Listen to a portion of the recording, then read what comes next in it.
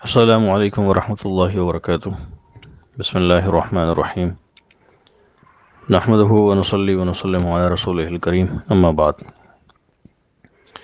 آپ کے سامنے اس فہم رمضان کورس کے پہلے دن کچھ ایسی باتیں کہ جو ضروری تھیں کچھ آپ کے سامنے عرض کی گئیں۔ اسی طریقے سے روزے کی تاریخی حیثیت، اس کا تاریخی پس منظر بھی آپ کے سامنے بیان ہوا تھا۔ اس کے بعد کل بھی آپ کے سامنے عرض کیا تھا کہ رمضان المبارک کے مہینے کا انتخاب کیوں کیا گیا، اور اسی طریقے سے رمضان المبارک کی خصوصیات کیا ہیں، روزے کی حکمتیں، اس کے فوائد اور مقاصد کیا ہیں، اور اسی طریقے سے رمضان المبارک کے لیے ہمیں اپنا نظم الاوقات یا لائے حمل کیسے ترتیب دینا چاہیے، یہ آپ کے سامنے بیان کیا جائے گا۔ تو آج کا جو دوسرا درس ہے وہ انہی عناوین کے اوپر مشتمل ہے۔ بغیر کسی تمہید کے اصل جو موضوع ہے اس کی طرف آتے ہیں۔ سب سے پہلی بات تو یہ ہے کہ رمضان کا انتخاب کیوں کیا گیا۔ جس طرح آپ کے سامنے کل خطبے میں ایک آیت پڑھی تھی کہ اللہ رب العزت فرما رہے ہیں شہر رمضان الذی انزل فیہ القرآن، کہ رمضان وہ مہینہ ہے جس میں قرآن کریم نازل کیا گیا۔ آسمان دنیا پر پورا کا پورا قرآن کریم اسے رمضان المبارک کی شب قدر کی رات میں نازل کیا گیا۔ فمن شہد منکم الشہر فلیصم، لہٰذا تم میں سے جو شخص بھی یہ رمضان المبارک کا مہینہ پائے، اس کو کوئی شرعی یا طبی عذر نہ ہو، تو پھر اس کو چاہیے کہ وہ روزہ رکھے، یعنی اس کے ذمہ روزہ رکھنا لازم ہے۔ تو سوال یہ پیدا ہوتا ہے کہ روزوں کے لیے رمضان کے مہینے کا انتخاب ہی کیوں کیا گیا؟ ہماری امت پر بھی، اس سے پہلی امتوں کے اوپر بھی رمضان المبارک کی خاص وجہ کیا ہے؟ تو حکمت تو اصل اللہ رب العزت کی ذاتی جانتی ہے۔ ہمارے ذمہ حکم یہ ہے کہ جب ہمیں رمضان المبارک کے مہینے میں روزہ رکھنے کا حکم دیا گیا تو ہم بغیر کسی حکمت کو تلاش کیے اس حکم کی اس کی وجہ جو ہے وہ جانے بغیر ہی اس کے اوپر عمل کرنے کی کوشش کریں۔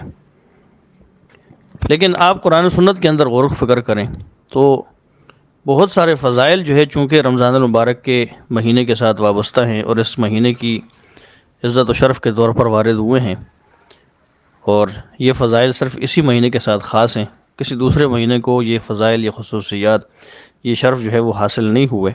اسی وجہ سے یہ دیکھ کر کہا جا سکتا ہے کہ چونکہ رمضان المبارک کا مہینہ بہت باسعادت مہینہ ہے اور روزہ بھی ایک اہم باسعادت عبادت ہے، اس لیے روزے کو رمضان المبارک کے مہینے کے ساتھ خاص کیا گیا۔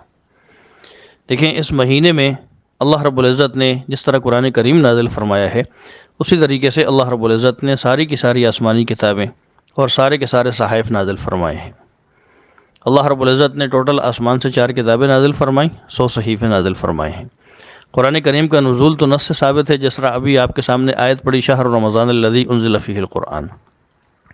باقی جو انبیاء پر جو صحائف نازل ہوئے یا اسی طریقے سے کتابیں نازل کی گئیں آسمان سے اسی مہینے میں، تو مفسرین نے اپنی اپنی تفاسیر کے اندر جو ہے روایات نقل فرمائی ہیں۔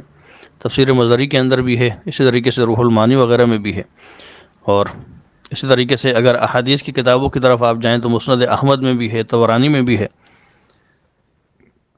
تفسیر مظہری میں قاضی ثناء اللہ پانی پتی رحمۃ اللہ علیہ نے لکھا ہے کہ رمضان المبارک کی پہلی تاریخ کو حضرت ابراہیم علیہ السلام پر 10 صحیفے نازل کیے گئے۔ ٹوٹل صحیفے جو حضرت ابراہیم پر نازل کیے گئے رمضان المبارک کے مہینے کی پہلی تاریخ کو ہی، ان کی تعداد 10 ہے۔ پھر اس کے تقریباً 700 سال کے بعد رمضان المبارک کی 6 تاریخ کو حضرت موسیٰ علیہ السلام پر آسمانی کتاب پوری کی پوری تختیوں پر لکھی ہوئی تورات کی صورت میں نازل ہوئی، 6 رمضان کو۔ پھر اس کے 500 سال بعد حضرت داؤد علیہ السلام پر رمضان المبارک کی 13 تاریخ کو آسمانی کتاب زبور نازل ہوئی، یعنی حضرت موسیٰ اور حضرت داؤد کے درمیان 500 سال کا وقفہ ہے، اور حضرت ابراہیم اور حضرت موسیٰ کے درمیان 700 سال کا وقفہ ہے۔ تو حضرت داؤد علیہ السلام پر حضرت موسیٰ کے بعد 500 سال کے بعد داؤد علیہ السلام پر رمضان المبارک کی 13ویں تاریخ میں یعنی 13 رمضان کو زبور نازل ہوئی۔ پھر زبور کے نزول کے 1200 سال بعد 18 رمضان کو عیسیٰ علیہ السلام پر انجیل کا نزول ہوا، یعنی گویا کہ حضرت داؤد اور حضرت عیسیٰ کے درمیان تقریباً 1200 سال سے زائد کا وقفہ ہے۔ تو زبور کے نازل ہونے کے 1200 سال کے بعد رمضان المبارک کی 18ویں تاریخ کو حضرت عیسیٰ علیہ السلام پر انجیل نازل ہوئی۔ پھر اس کے بعد انجیل کے پورے 600 سال کے بعد رمضان المبارک کے مہینے کی آخری عشرے کی کسی بھی شب قدر کی رات میں، بعض مفسرین کے نزدیک 24 رمضان تھا، 24 رمضان کو لوح محفوظ سے دنیاوی آسمان پر پورے کا پورا قرآن کریم جو ہے وہ ایک ہی مرتبہ نازل ہوا، اور پھر اسی ماہ کی اسی تاریخ کو حضرت نبی کریم صلی اللہ علیہ وسلم کے اوپر قرآن کریم کا نزول جو ہے وہ شروع ہو گیا۔ 23 سال کے عرصے میں پھر تھوڑا تھوڑا کر کے حسب موقع حسب ضرورت جو ہے وہ قرآن کریم نازل ہوتا رہا۔ تو آپ یہ دیکھیں کہ اللہ رب العزت نے جتنی بھی آسمانی کتابیں نازل فرمائیں، جتنے بھی صحائف نازل فرمائے ہیں وہ سب کے سب اسی مہینے میں نازل فرمائے ہیں۔ یہ تو ایک خصوصیت ہوئی۔ لیکن دوسری خصوصیت جو احادیث میں وارد ہے وہ یہ ہے کہ نوافل کا درجہ فرائض کے برابر اور ایک فرض کا درجہ 70 فرائض کے برابر اسی رمضان المبارک کے مہینے میں ہو جاتا ہے۔ گویا کہ اگر آپ 2 نفل جو ہے وہ پڑھتی ہیں رمضان المبارک کے مہینے میں تو ایسا ثواب ہے جیسا کہ آپ نے 2 فرض پڑھے ہیں، اور اگر جو ہے وہ آپ ایک فرض پڑھتی ہیں تو اس کا ثواب اتنا زیادہ ہے جیسے آپ نے 70 فرائض پڑھے ہوں۔ یہ بھی خصوصیت ہے۔ تیسری خصوصیت رمضان المبارک کے مہینے کی یہ ہے کہ اس میں سرکش شیاطین زنجیروں میں جکڑ دیے جاتے ہیں، جہنم کے دروازے بند کر دیے جاتے ہیں، جنت کے دروازے کھول دیے جاتے ہیں۔ تو اس اعتبار سے بھی رمضان المبارک کے مہینے کو یہ خصوصیت حاصل ہے۔ چوتھی خصوصیت یہ ہے کہ رمضان المبارک کے مہینے میں اللہ رب العزت نے 5 چیزیں امت کو ایسی دی ہیں جو پہلے جو ہے کسی امت کو نہیں دی گئیں۔ خصوصیت کے ساتھ اس امت کو اس رمضان المبارک کے مہینے میں 5 چیزیں ملی ہیں۔ دیکھیں خصوصیت تبھی ہوگی کہ جب پہلی امتوں کو بھی رمضان المبارک کا مہینہ ملا ہو اور اس میں ان کے ذمہ روزے لازم ہوئے، جس طرح کل آپ کے سامنے تفصیل آئی تھی۔ لیکن جو 5 چیزیں خصوصیت کے ساتھ اس امت کو رمضان المبارک کے مہینے کے اعتبار سے دی گئی ہیں وہ پہلی امتوں کو نہیں ملی تھی، جس طرح حدیث میں آتا ہے، اور یہ حدیث بھی جو ہے وہ الترغیب و ترہیب سے جو ہے وہ لی گئی ہے۔ اور یہ حدیث جو ہے وہ 5 مخصوص چیزوں کے بارے میں یہ ہے کہ حضرت ابو ہریرہ کی روایت ہے، وہ فرماتے ہیں کہ رسول اللہ صلی اللہ علیہ وسلم نے ارشاد فرمایا کہ میری امت کو 5 خصلتیں رمضان المبارک کے مہینے میں 5 خصوصیات ایسی دی گئی ہیں جو اس سے پہلے کسی امت کو نہیں دی گئی۔ پہلی خصوصیت کیا ہے؟ روزے دار کے منہ کی بو اللہ تعالیٰ کے ہاں مشک سے زیادہ پسندیدہ ہے۔ رمضان المبارک کے مہینے میں جب روزے کی حالت میں آدمی کا پیٹ خالی ہوتا ہے تو ظاہر ہے جب پیٹ خالی ہو تو ایک خاص قسم کی بو جو ہے اس کے منہ سے آتی ہے۔ اللہ تعالیٰ کے ہاں یہ جو رمضان المبارک کے مہینے میں روزے دار کے منہ سے بو آتی ہے یہ مشک سے زیادہ پسندیدہ ہے۔ یہ پہلی امتوں کو یہ خصوصیت نہیں ملی۔ دوسری، افطار کے وقت مچھلیاں ان کے لیے مغفرت کی دعا کرتی ہیں۔ سمندر کے اندر جو مچھلیاں ہیں وہ روزے دار کے لیے دعا کرتی ہیں کہ باری تعالیٰ ان کی مغفرت فرما۔ تیسری، روزے دار کے لیے ہر روز جنت کو سنوارا جاتا ہے، جنت کو آراستہ کیا جاتا ہے، سنوارا جاتا ہے۔ یہ بھی خصوصیت اس امت کی ہے۔ چوتھی خصوصیت یہ ہے کہ رمضان میں سرکش شیاطین قید کر دیے جاتے ہیں تاکہ روزے دار رمضان المبارک کے مہینے میں ان برائیوں کو انجام نہ دے سکیں جہاں غیر رمضان میں جو ہے وہ برائیاں انجام دے سکتے ہیں۔ تو بڑے بڑے گناہوں سے انسان اسی وجہ سے رمضان المبارک کے مہینے میں بچ جاتا ہے اور اس کا تعلق اللہ رب العزت کی ذات کے ساتھ مضبوط ہو جاتا ہے، کیونکہ سرکش شیاطین جو بڑے بڑے گناہوں میں ڈالنے والے ہوتے ہیں وہ اس مہینے میں قید کر دیے جاتے ہیں۔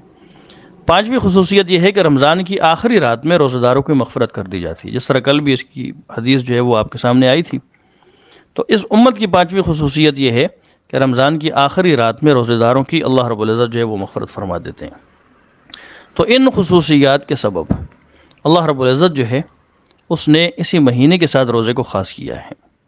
تو رمضان المبارک کے مہینے کی برکات اتنی زیادہ ہیں کہ جب کوئی آدمی روزہ رکھتا ہے تو اس روزے دار کی بخشش اور مغفرت کے لیے صرف سمندر کے اندر مچھلیاں نہیں، پانی میں مچھلیاں نہیں، بلکہ ہواؤں میں جو پرندے اڑتے ہیں وہ بھی، بلوں کے اندر جو چونٹیاں ہوتی ہیں وہ بھی اس روزے دار کے لیے مغفرت، اس کی بخشش کی دعائیں کرتی رہتی ہیں۔ اور جب روزے دار آدمی خود دعا کرتا ہے تو اس کی دعا کے اندر تاثیر اتنی زیادہ ہوتی ہے اس روزے کے سبب کہ اللہ کے فرشتے اس کی دعاؤں پر لبیک اور آمین کہا کرتے ہیں۔ بلکہ ایک روایت میں تو یہ آتا ہے کہ اللہ رب العزت عرش کے اٹھانے والے فرشتوں کو یہ حکم ارشاد فرماتے ہیں کہ تم جو ہے وہ عرش کے اٹھانے کو اور یہاں تسبیح کرنے کو چھوڑ دو، اب رمضان المبارک کے مہینے میں تمہارا کام یہ ہے کہ میرے نیک بندے جو روزہ دار جو بھی دعا کریں ان کی دعاؤں کے اوپر آمین کہا کرو، لبیک کہا کرو۔ دیکھیں جب روزہ دار روزے کی حالت میں دعا مانگے، عرش کے اٹھانے والے اتنے معزز اور مقرب فرشتے اس کی دعا پر آمین کہیں تو پھر اللہ رب العزت کیسے اس کی دعاؤں کو رد فرمائے گا؟ تو یہ سبب ہے رمضان المبارک کے مہینے کا روزے کے ساتھ خاص ہونے کا، اور روزے کا رمضان المبارک کے ساتھ خاص ہونے کا۔ اصل حکمت اور وجہ تو اللہ رب العزت ہی بہتر جانتے ہیں، لیکن قرآن اور احادیث کے اندر جو اس مہینے کی خصوصیات وارد ہیں ان کو دیکھ کر آدمی یہ کہہ سکتا ہے کہ ان خصوصیات کے سبب اللہ رب العزت نے روزے جیسی اہم عبادت اس مہینے کے ساتھ اسی وجہ سے خاص فرمائی ہے۔ دوسرا سوال یہ ہے کہ روزے کی حکمت کیا ہے، کہ انسانوں کو جو یہ مسلمانوں کو اس بات کا پابند کیا گیا ہے کہ وہ صبح سے شام تک بھوکے رہیں اور کھانے پینے کی ضرورت سے اپنے آپ کو بچائے رکھیں، نفسانی خواہش کی تکمیل سے بھی اپنے آپ کو بچائے رکھیں، تو اس کی وجہ کیا ہے، روزے کا فائدہ کیا ہے؟ تو سب سے پہلے تو یہ بات جو ہے وہ یاد رکھنے کی ہے کہ جس طرح مشکات شریف کی ایک حدیث میں بھی آتا ہے، جس کو علامہ طیبی نے جو شارح مشکات ہیں انہوں نے بھی ذکر فرمایا ہے کہ روزہ جو ہے وہ 3 چیزوں سے ڈھال ہے۔ نمبر 1، نفس اور شیطان کے مکر و فریب سے ڈھال ہے۔ نفس کے اور شیطان کے جتنی بھی چالیں، سازشیں، مکر و فریب ہوتے ہیں، روزہ جو ہے ان کے درمیان ڈھال بن جاتا ہے، وہ ان چالوں کو اس روزے دار کے اوپر کارگر ثابت نہیں ہونے دیتا۔ جو شخص بھی خواہشات نفسانیہ سے تنگ ہو، شیطانی وسوسے ہر وقت اس کے دل میں آتے رہتے ہوں، تو روزہ جو ہے اس کے لیے تیر بہدف علاج ہے۔ اگر کوئی آدمی مسلسل روزے رکھتا رہے تو یہ جوانی کا نشہ اتر جائے گا اور ان وسوسوں سے اس کو نجات مل جائے گی، نفسانی خواہشات کے جو وساوس اس کے دل میں دماغ میں چلتے رہتے ہیں وہ ختم ہو جائیں گے۔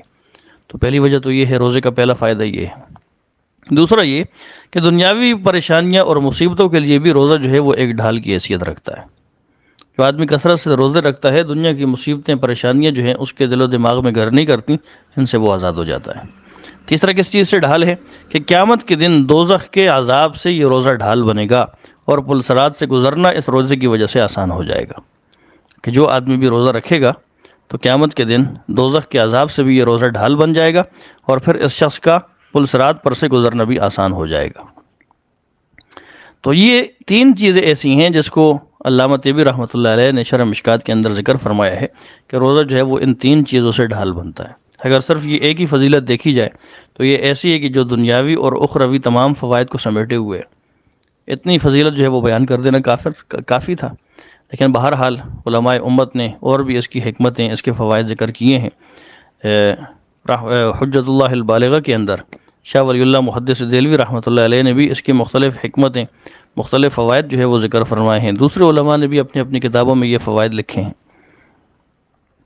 تو ان فوائد میں سے ایک فائدہ یہ ہے کہ جب انسان بھوکا پیاسا رہتا ہے تو اس کو رزق کی قدر معلوم ہوتی ہے، کہ میں جو رزق ضائع کرتا ہوں کتنا پاکیزہ اور کتنا معزز رزق ہے، کہ جب یہ نہیں ہوتا تو پھر قدر آتی ہے، اس کے اندر جو ہے پھر پرہیزگاری پیدا ہوتی ہے، نعمتوں کی قدر معلوم ہوتی ہے۔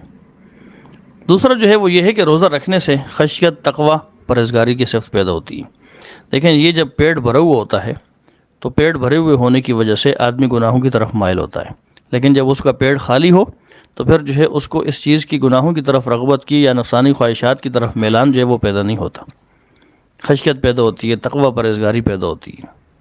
روزہ رکھنے سے انسان کے اندر عاجزی پیدا ہوتی ہے، انکساری پیدا ہوتی ہے، اللہ تعالیٰ کی جلال اور قدرت کے اوپر اس کی نظر رہتی ہے، چشم بصیرت جو ہے وہ کھل جاتی ہے، آخرت کی فکر جو ہے وہ ترقی کرتی ہے، درندگی، حیوانیت اور بہیمیت سے انسان دور ہو جاتا ہے، کیونکہ جب پیٹ بھرا ہوا ہوتا ہے تو انسان کے اندر جو جانور صفات ہیں وہ غلبے پا لیتی ہیں، اور جو ملکوتی صفات ہیں فرشتوں والی وہ دب جاتی ہیں۔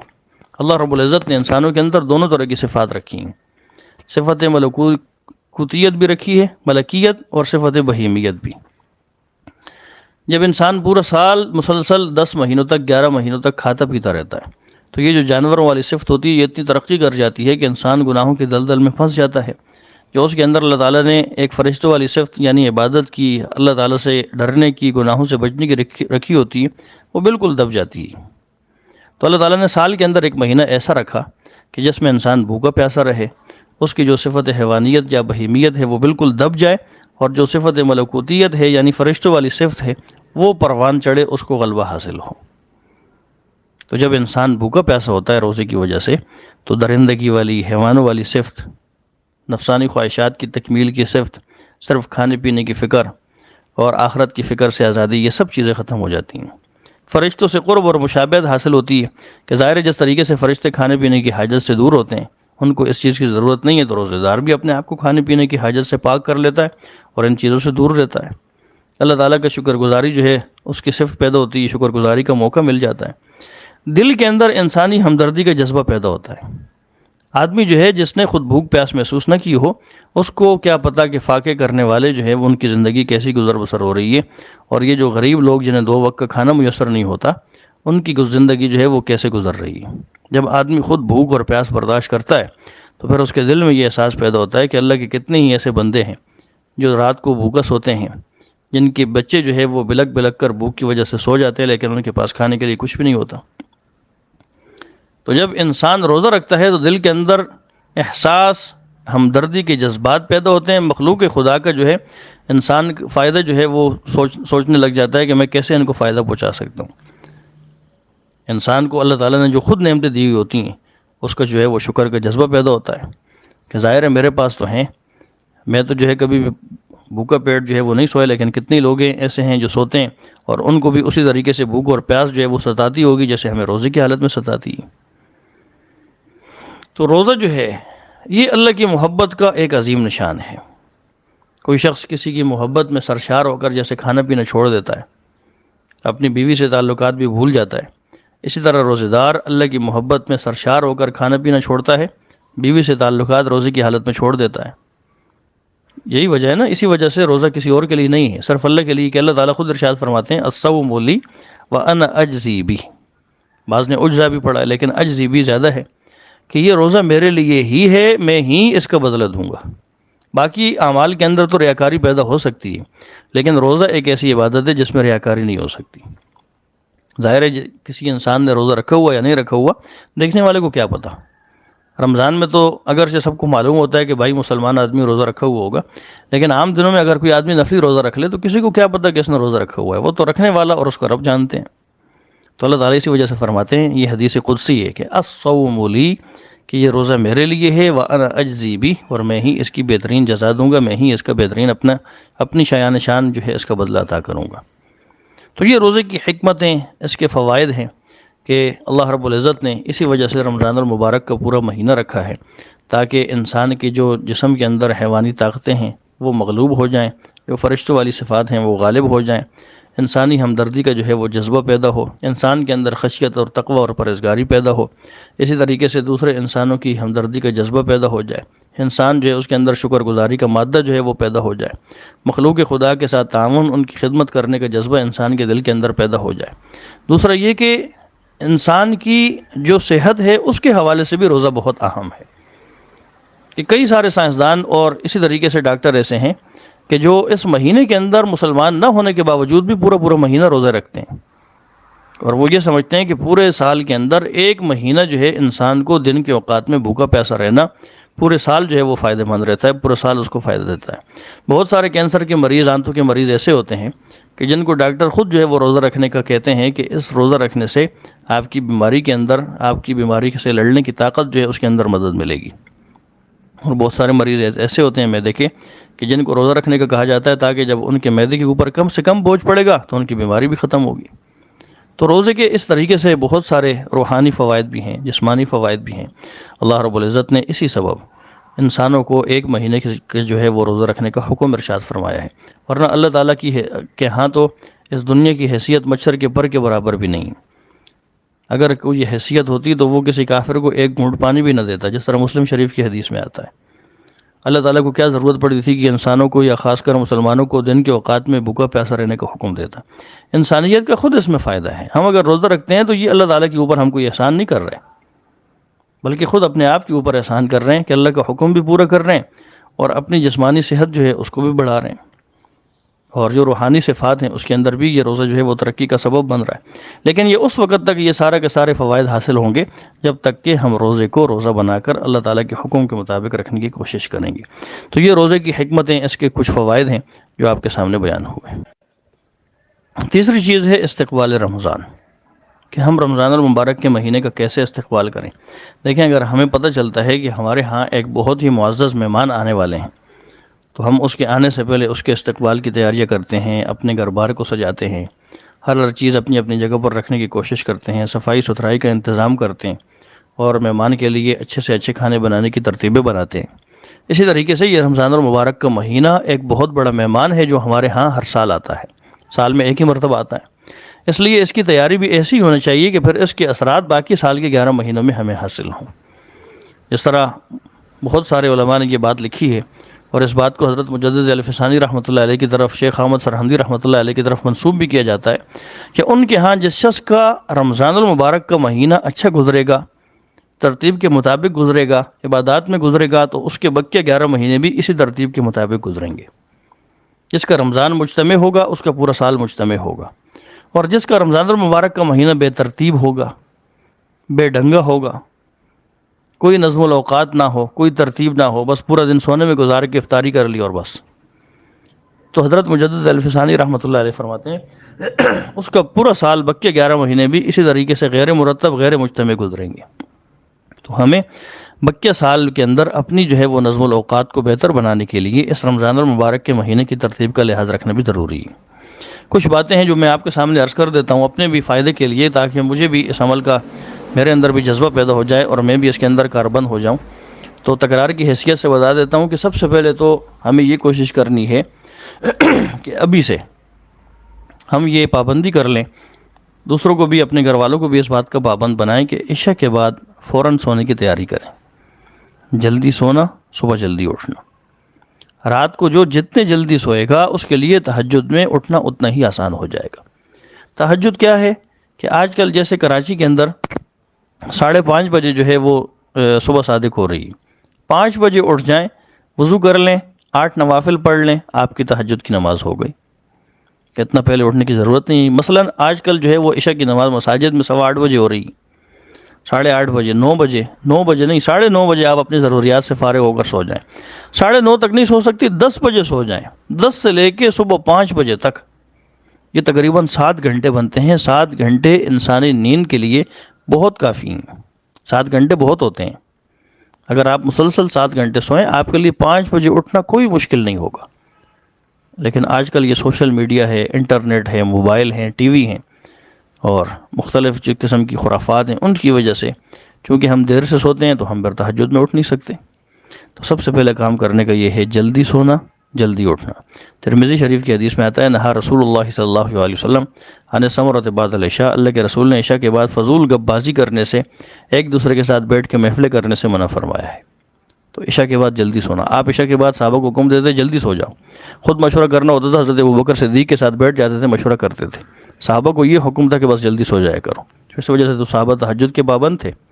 تو رات کو جلدی سونا، صبح جلدی اٹھنا، پہلی بات۔ دوسری چیز تہجد کی عادت ڈالنا۔ تیسری چیز غیر ضروری مصروفیات جو ہے وہ ابھی سے بالکل کم کر دیں، کہ جو کام نہیں کرنے کے غیر ضروری ہیں، مصروفیات کوئی بھی ایسی نہیں ہے کہ جو ضروری ہوں، ان کو بالکل ختم کر دیں۔ یہ آپ کو رمضان کی ترتیب بتا رہا ہوں کہ ابھی سے ان چیزوں کو اپنا لیں گی تو رمضان المبارک کے مہینے میں بالکل آسانی ہوگی۔ تو تیسری چیز غیر ضروری مصروفیات میں کمی لے آئیں۔ چوتھی چیز وقت کو قیمتی بنانے کی ترتیب بنائیں، کہ میں زیادہ سے زیادہ جو وقت ہے اس کو اپنا قیمتی کیسے بنا سکتی ہوں۔ آپ کے لیے تو آسان ہے، کام کاج کرتے ہوئے بھی آپ اپنی زبان سے ذکر و اذکار کر سکتی ہیں، ناپاکی کی حالت میں بھی ذکر و اذکار منع نہیں ہے، وہ قرآنی آیات پڑھنا بھی منع نہیں ہے جن میں دعا کا معنی ہو۔ اٹھتے بیٹھتے آپ ذکر و اذکار، سبحان اللہ، الحمدللہ، اللہ اکبر، لا الہ الا اللہ، لا حول ولا قوت الا باللہ، استغفر اللہ واتوب الیہ، سبحان اللہ وبحمدہ، سبحان اللہ العظیم، یہ پڑھنا کوئی مشکل نہیں۔ تو جو وقت ہے اس کو قیمتی بنانے کی ترتیب بنائیں۔ پانچویں چیز سوشل میڈیا، انٹرنیٹ، موبائل، ان سے حتی الامکان احتراز کریں، ضرورت کے تحت استعمال کریں، بغیر ضرورت کے اس میں ٹائم ضائع نہ کریں۔ یہ جو موبائل ہے یہ وقت کو کھا جانے والا ایک اژدہا ہے، ایک سانپ ہے، جو آپ کا وقت جو ہے وہ کھا جاتا ہے اور آپ کو پتہ بھی نہیں چلتا۔ اس اژدہے کے منہ کو بند کریں، اور اس کی آسان صورت یہ ہے کہ موبائل ضرورت کے تحت استعمال کریں، جب ضرورت نہ ہو تو بند کر کے رکھ دیں۔ تو پانچویں چیز کیا ہے؟ سوشل میڈیا سے، انٹرنیٹ، موبائل سے حتی الامکان احتراز کریں۔ رمضان المبارک کے مہینے کے اندر بھی اگر آپ نے اپنے روزے کو قیمتی بنانا ہے تو پھر پہلے جو ہے موبائل سے اپنے آپ کو دور کرنا ہوگا۔ چھٹی چیز نظم الاوقات بنائیں، کاموں کی ترتیب بنائیں کہ صبح میں نے کیا کرنا ہے، اس کے بعد کیا کرنا ہے، اس کے بعد کیا کرنا ہے، اس کے بعد کیا کرنا ہے، پوری ایک ترتیب آپ کے سامنے ہو، ایک جدول، ایک جو ہے وہ پوری لسٹ آپ کے سامنے ہو۔ چھٹی چیز، ساتویں چیز قرآن کریم کی تلاوت زیادہ سے زیادہ بڑھا دیں، اگر نہیں کرتی تو ابھی سے عادت بنا لیں، اگر کرتی ہیں تو اس میں اضافہ کر دیں، صدقہ کرنے کی عادت کریں، صدقہ کرنے کی عادت ڈالیں، اگر خود نہیں دے سکتی تو گھر کے جو مرد باہر جاتے ہیں ان کو دے دیا کہ یہ میری طرف سے کہیں مسجد کے ڈبے میں ڈال دینا یا کسی غریب کو دے دینا۔ آٹھویں چیز، اپنے مردوں کو سمجھائیں کہ اب رمضان المبارک کا مہینہ آنے والا ہے، اس لیے ابھی سے آپ مسجد کے اندر تھوڑی دیر زیادہ ٹھہر جایا کریں، مسجد کو تھوڑا وقت جو ہے وہ آپ زیادہ دیں، فجر کے بعد کچھ دیر کے لیے بیٹھ جائیں۔ حدیث میں یہ آتا ہے کہ آدمی نماز پڑھنے کے بعد مسجد میں جب تک بیٹھا رہتا ہے باوضو ہو تو فرشتے اس کے لیے دعا کرتے رہتے ہیں، فرشتے اس کے لیے استغفار کرتے رہتے ہیں۔ تو یہ ترغیب جو ہے وہ اپنے مردوں کو دے تاکہ ان کا ابھی سے جو ہے وہ مسجد میں زیادہ سے زیادہ وقت گزرے۔ اسی طریقے سے نویں چیز، جو ضروری اشیاء آپ نے ابھی سے رمضان المبارک کی خریدنی ہیں یا آپ نے عید کی تیاری کرنی ہے وہ رمضان سے پہلے پہلے مکمل کر لیں۔ رمضان کے لیے جو اشیاء ضروریہ ہیں وہ ابھی سے خرید لیں، عید کی جو تیاری ہے وہ ابھی سے کر لیں۔ رمضان المبارک کے مہینے کے آخری عشرے کی مقدس راتوں کو بازاروں کے چکر لگا لگا کر ضائع نہ کریں، بلکہ جو عبادتیں پہلے کی ہیں ان کو بھی ضائع نہ کریں، کیونکہ آپ ظاہر ہے آپ جانتی ہیں کہ یہ جو بازار ہیں یہ تو شیاطین کی جگہ ہیں، اللہ تعالیٰ کے ہاں سب سے زیادہ ناپسندیدہ جگہ ہیں، تو آپ کیوں اپنا رمضان وہاں جا کر برباد کریں گی؟ اس لیے اگر کوئی خریداری کرنی ہو ابھی سے کر لیں۔ اگر آن لائن کوئی بااعتماد ویب سائٹ ہو یا کوئی فرد ہوں جو بااعتماد ہوں تو سب سے بہتر چیز یہ ہے کہ آپ آن لائن ہی اپنے بچوں کی یا اپنی جو ہے وہ عید کی خریداری مکمل کر لیں۔ تو اشیاء ضروریہ اور عید کی خریداری جو ہے وہ رمضان سے پہلے مکمل کر لیں۔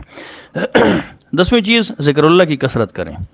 100 مرتبہ سبحان اللہ پڑھتی ہیں، 200 مرتبہ پڑھنا شروع کر دیں۔ اگر 100 مرتبہ الحمدللہ پڑھتی ہیں 200 مرتبہ پڑھیں، اگر 100 مرتبہ سے کم پڑھتی ہیں تو 100 مرتبہ پہ لے آئیں۔ اس طرح آہستہ آہستہ جتنے اذکار آپ کرتی جا رہی ہیں اس میں اضافہ کرتی چلی جائیں۔ اور ایک اہم چیز یہ ہے کہ ہر وقت باوضو رہنے کی عادت بنائیں، جب بھی جو ہے آپ بے وضو ہوں آپ فوراً وضو کر لیں، اور یہ کوئی ایسی چیز نہیں ہے کہ جو ناپاکی کے دنوں میں جو ہے چھوڑ دی جائے، ناپاکی کے ایام میں بھی آپ جو ہے وہ باوضو رہیں، اور جو نماز کا وقت ہو اس میں اسی طرح دوپٹہ جو ہے وضو کرنے کے بعد لپیٹ لیا کریں جس طرح نماز کے لیے کرتی ہیں، اور وہ جو نماز کا وقت ہوتا ہے اس میں آپ ذکر و اذکار کو خاص کر لیا کریں کہ ان اوقات میں کہیں بھی بیٹھ کے آپ ذکر و اذکار کرتی رہیں۔ نماز منع ہے نا، ذکر و اذکار تو منع نہیں ہے، تو ذکر و اذکار تو آپ کر سکتی ہیں، وضو تو کر سکتی ہیں، اگرچہ جو ہے وہ آپ کو پاکی حاصل نہ ہو، لیکن جو لوگ پاک باز ہوتے ہیں ان کے ساتھ مشابہت تو ظاہر ہوگی، اور یہ مشابہت بھی نفع سے خالی نہیں ہے۔ تو ہر وقت باوضو رہنے کی عادت بنائیں، اس کا آپ کو رمضان میں بہت فائدہ ہوگا۔ جو آدمی ہر وقت باوضو رہتا ہے اس کا قلب پاکیزہ ہوتا ہے، اس کے خیالات پاکیزہ ہوتے ہیں، اس کی روح پاکیزہ ہوتی ہے۔ پھر اس کے بعد 11ویں چیز، کھانے کی مقدار میں بتدریج کمی لے آئیں۔ اگر آپ ایک روٹی کھاتی ہیں تو اس کے 3 حصے کھائیں، ایک حصہ چوتھائی حصہ چھوڑ دیں۔ اگر ایک آدمی کھانے کی ترتیب ایسی بنائے کہ وہ پیٹ بھر کے کبھی نہ کھائے، پیٹ ابھی بھوک باقی ہو کھانا چھوڑ دے، اس کو پیٹ کی کوئی بیماری کبھی بھی نہیں ہو سکتی۔ یہ آپ کی صحت کے لیے بھی بہت زیادہ ضروری ہے۔ تو اگر آپ ایک روٹی کھاتی ہیں اس کے اندر کمی لے آئیں تاکہ رمضان المبارک میں بھوک پیاس کی شدت جو ہے وہ زیادہ تنگ نہ کریں۔ تو ابھی سے اس چیز کی عادت بنائیں کہ کھانے کی مقدار میں بتدریج کمی لے آئیں۔ اور پھر اس کے بعد یہ کہ دن کو کھانے کے بعد کچھ دیر کے لیے قیلولہ کی عادت ابھی سے اپنا لیں۔ یہ جو دن کا قیلولہ ہوتا ہے یہ سنت ہے، اور بعض عاملین کے نزدیک اگر کسی پر جادو ٹونا ہو، کسی پر نظر بد ہو تو یہ قیلولہ اس چیز کو بالکل جڑ سے ختم کر دیتا ہے۔ یہ اللہ کے رسول کی ایسی مبارک سنت ہے۔ دن کو کھانے کے بعد تھوڑی دیر کے لیے سو جانا، چاہے آپ 10 منٹ کے لیے سو جائیں، 15 منٹ کے لیے، آدھے گھنٹے کے لیے سو جائیں، یہ آپ کی صحت کے لیے بھی بہت زیادہ ضروری ہے، اور ہر قسم کے شر فتنے فساد سے بھی بچانے والا ہے۔ تو ابھی سے یہ عادت بنانی ہے کہ دن کو قیلولہ کرنے کے بعد تھوڑی دیر کے لیے آرام کرنا ہے۔ ظاہر ہے جب آپ تہجد کے ٹائم اٹھیں اور پھر آپ نے جو ہے وہ عشاء فجر بھی ادا کی، پھر اس کے بعد تلاوت بھی کی، پھر اس کے بعد سونے کا موقع نہیں ملا، تو دن کو سونا آپ کے لیے بہت زیادہ ضروری ہے، طبی طور پہ بھی، روحانی طور پہ بھی۔ ایک اور چیز کہ گھر کے جو افراد ہیں رمضان المبارک کے مہینے کے لیے ان کی ذہن سازی کریں، بچوں کو بتائیں کہ رمضان کا اتنا بابرکت مہینہ آنے والا ہے، آپ نے اس دفعہ اتنے روزے رکھنے ہیں، آپ کو اس دفعہ اتنے روزے رکھنے پر اتنا انعام ملے گا۔ جب آپ انعام کی لالچ دیں گی تو بچوں میں روزہ رکھنے کی ترغیب پیدا ہوگی۔ ان کو بتائیں کہ رمضان المبارک کا مہینہ کتنا بابرکت ہے، یہ فضائل سنائیں، اور بزرگوں کے واقعات سنائیں کہ وہ کس طرح روزہ رکھا کرتے تھے، ہم اپنے روزے کو کیسے کرامت بنا سکتے ہیں۔ تو گھر کے افراد کی رمضان المبارک کے مہینے کے لیے ذہن سازی کریں۔ روزوں کے مسائل جو ہے ان سے واقفیت حاصل کریں، کن چیزوں سے روزہ ٹوٹ جاتا ہے، کن سے نہیں ٹوٹتا، کن سے مکروہ ہو جاتا ہے، کون سے کام کرنے کے ہیں، کون سے کام ایسے ہیں جن سے روزے کے درمیان بہرحال ہمیں بچنا ہے۔ تو روزے کے مسائل سے واقفیت ابھی سے حاصل کریں۔ یہ کورس بھی اسی وجہ سے، تاکہ مجھے بھی مسائل سے واقفیت حاصل ہو، آپ کو بھی حاصل ہو، ہم سب کو فائدہ ہو۔ اسی طریقے سے دعاؤں کا حد سے زیادہ اہتمام کریں، اخلاق، اعمال، ان چیزوں کے اوپر توجہ رکھیں، ان چیزوں کے اوپر جو ہے وہ نظر رکھیں، ان کے اوپر توجہ دیں۔ دعاؤں کا حد سے زیادہ اہتمام کریں، کثرت سے جو ہے وہ دعائیں مانگنے کا اہتمام کریں، استغفار کی کثرت کریں، اپنی نیت کو بار بار خالص کریں، اللہ تعالیٰ سے دعائیں مانگتے رہیں جس طرح اللہ کے رسول ہمیشہ مانگا کرتے تھے۔ اللہم بارک لنا فی رجب و شعبان و بلغنا رمضان، کہ باری تعالیٰ ہمارے لیے اس رمضان المبارک کے مہینے کو اور رجب اور شعبان کے مہینے کو بابرکت بنا، ہمیں رمضان المبارک کے مہینے تک پہنچا، ہمیں نصیب فرما۔ تو یہ دعائیں آپ بھی کثرت سے مانگتے رہیں۔ حضرت عائشہ فرماتی ہیں کہ نبی کریم صلی اللہ علیہ وسلم کے رمضان المبارک کے مہینے میں مجھے 3 فرق محسوس ہوتے تھے۔ پہلی چیز تو ظاہر ہے روزہ، کہ عام دنوں میں آپ روزہ نہیں رکھتے تھے، رمضان المبارک کے مہینے میں روزہ رکھتے تھے۔ دوسری چیز عبادت میں زیادتی، عبادت میں کثرت، کہ آپ جیسی عبادت رمضان میں کرتے تھے عام دنوں میں اتنی عبادت نہیں کرتے تھے۔ اور تیسری چیز ہوتی تھی سخاوت۔